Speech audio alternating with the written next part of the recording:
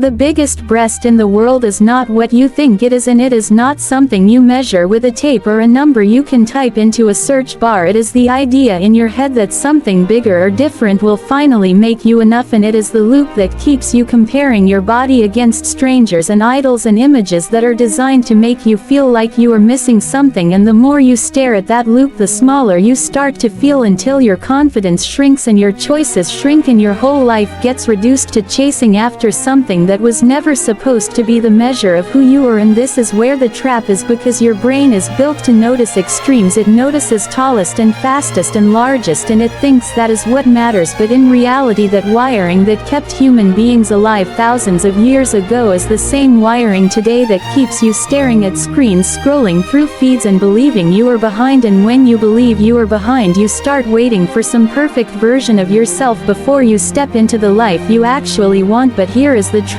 the size of your chest or your waist or your body has nothing to do with the size of your courage and the size of your decisions and the size of your life. And if you woke up tomorrow with the body you have been obsessing over, you would still have to face the same choice. Will you go after the job? Will you put yourself out there? Will you take care of your health? Will you speak kindly to yourself? Will you actually live? Because that is what changes everything, and you do not need to wait for some different body to begin. You need to begin, and you begin by interrupting the thought the very first moment that voice says you are not enough. You cut it off and you move. You count down 5 4 3 2 1. You close the app. You stand up. You roll your shoulders back. You put your hand on your chest and you breathe, and you tell yourself out loud, I am here to live, not to compare. And every time you do that, you are building a new pathway in your brain. And if you want proof that you can change your life, start with what you feed your mind, because if you are scrolling things that make you feel worse, that is like planting a garden in a hailstorm. Nothing will grow. So you take control of your inputs. You unfollow what drags you down and you follow what builds you up, and you make your environment your coach, because when your willpower is gone, your surroundings decide for you. And then you take one tiny promise today and you keep it. You drink a glass of water first thing in the morning. You take a 10-minute walk after lunch. You look in the mirror, and instead of tearing yourself apart, you say something kind out loud. And the reason this matters is because confidence does not come from compliments, it comes from promises kept to yourself. And the more you keep them, the stronger you feel and the more momentum you build. And yes, people will judge you. They will judge how you look and what you do and what you say, but judgment is just noise. And when you know your values, that noise cannot steer you. If you stand for courage and integrity and growth, then you make choices that align with that. And when you are living in alignment with your values, other people's opinions land like raindrops on a windshield. You just swipe them away and keep driving, and insecurity will still show up. It will sneak into the dressing room, into the camera lens, into those quiet moments at night. And the goal is not to erase it, the goal is to act anyway, to feel it and move forward. And that is what courage is. It is not waiting until you are fearless, it is moving while fear and doubt ride in the back seat. And here is what you need to know: the biggest anything in the world will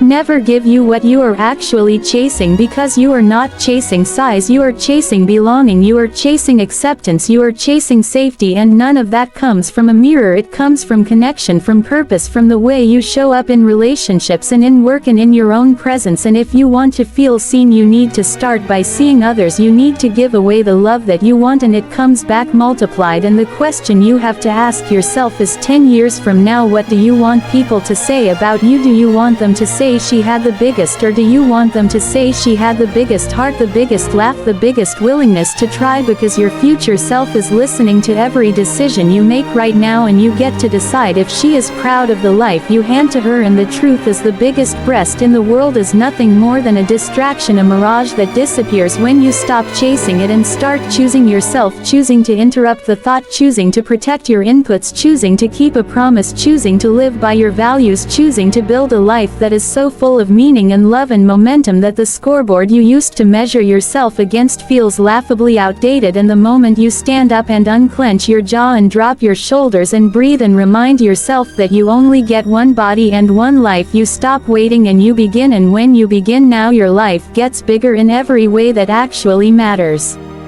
The biggest breast in the world is not a measurement you can write down or a picture you can post. It is a mental magnifying glass that turns one body part into a billboard for your worth, and the moment you believe that billboard, you hand over your confidence, your choices, and your time to a lie that keeps you stuck in scrolling and wishing instead of living. And the reason this lie is so sticky is because your brain loves extremes, the tallest, the fastest, the largest, and it confuses spectacle with significance, so it keeps pulling your attention toward whatever is biggest on the screen and away from what is biggest in your life, which is your courage, your relationships, your daily decisions that build or break your momentum. And when your mind locks onto size, you start to misread the scoreboard. You start thinking attention equals value, likes equal love, and comparisons equal truth, and none of that is real, but it feels real because repetition makes anything feel true. So you see the same images, the same comments, the same highlight reels, and your nervous system learns to chase them like a slot machine, paying out in micro doses of validation, and that chase comes with a cost. It taxes your focus, it clouds your judgment, and it convinces you to delay your actual dreams until you have a different body, a different look, a different number on a tag, and that delay becomes a habit, and habits become your life, which is why you need to interrupt the loop, not with shame, not with a lecture, but with a tiny decisive act. In the first 5 seconds that thought pops up, you cut it off, you count down 5, 4, 3, 2, 1, and move your body. You close the app, you stand up, you roll your shoulders back, you breathe slower than your stress is demanding, and you say to yourself out loud, I am here to live, not to compare. And that statement sounds simple, but it is a line in the sand, because attention is your most valuable asset, and wherever it goes your life follows. And if your attention keeps going to size, your life gets small. If your attention goes to action, your life expands, and you prove that to yourself by keeping one small promise today, something embarrassingly easy. Drink a glass of water when you wake up, write 3 sentences about an idea, take a 10-minute walk, call a friend and ask about one good thing in their day. And the reason this tiny promise matters is because confidence is not a personality trait, it is a skill earned by evidence, and evidence comes from kept promises. When you keep one, your brain logs it, and the next promise gets easier, and that is how you build a self-image that is rooted in trust instead of appearance. And while you do this, you also need to control your inputs, because you cannot plant a garden in a hailstorm. If your feed is a storm of comparison, you will get pelted until you crouch and hide. So curate it, unfollow what makes you feel lesser, follow what teaches you, grows you, and makes you grateful. Swap 30 minutes of doom scrolling for 30 minutes of learning a skill, or moving your body, or making something with your hands, and watch how your mood shifts, because mood follows motion, and momentum follows the first inch of progress, not the fantasy of a perfect body. And if you need a quick reset, use your senses, cold water on your wrists, a brisk walk outside, music that lifts you, a room tidied for 5 minutes, because order you create externally becomes order you feel internally, and with that order you are strong enough to choose values over vanity. Ask yourself what 3 values you want to be known for, and make micro decisions that match them. If you pick courage, you send the email. If you pick integrity, you keep your word to yourself. If you pick health, you move your body today, even if you are tired, especially if you are tired, because the action you take when you do not feel like it is the action that rewires who you believe you are. And yes, the world will still shout about size, and someone will still judge your body and your choices, but judgment is background noise when you are busy doing the work. And when you are doing the work, you start seeing your body as an instrument, not an ornament, a vehicle that carries you through the conversation, the workout, the plane ride, the hard day, the hug with someone who needed it. And that shift matters, because instruments are maintained and honored and used to create, while ornaments are polished and posed and put back on the shelf. And you are not meant to live on a shelf, you are meant to move and build and try and fail and try again. And every time you choose the next right action over the next comparison, you are shrinking the billboard in your mind until it is just another sign on the highway you pass without slowing down. And that is how you take back your attention, your time, and your power, by noticing the lie, naming it, interrupting it, curating your inputs, keeping tiny promises, and aligning your choices with your values until your life starts to feel bigger from the inside out.